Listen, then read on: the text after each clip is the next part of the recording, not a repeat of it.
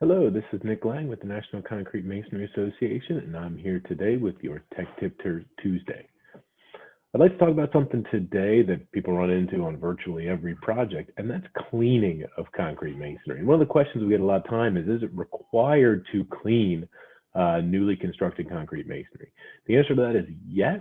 TMS 602, the specification for masonry structures, does require that you clean the exposed surfaces of masonry following construction. Now, TMS 602 is referenced in both the International Building Code and the International Residential Code. And you can see what I just talked about right here. Clean exposed masonry surfaces of stains, efflorescence, mortar, and grout droppings and debris using methods that do not damage the masonry.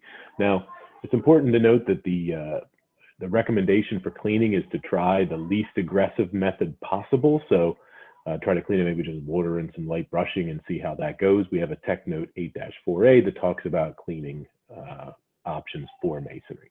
But hopefully this helps. This Tech Note, this FAQ we have actually 28-18 also talks about specifics for grouted masonry construction and also the proper time for timing of the cleaning. And so it's really a good reference for you relative to general cleaning requirements, especially what's contained within the code. So hopefully that helps everybody. If you have questions for a future Tech Tip Tuesday, feel free to leave those in the comments and we'll be happy to address them. Have a good day. Goodbye.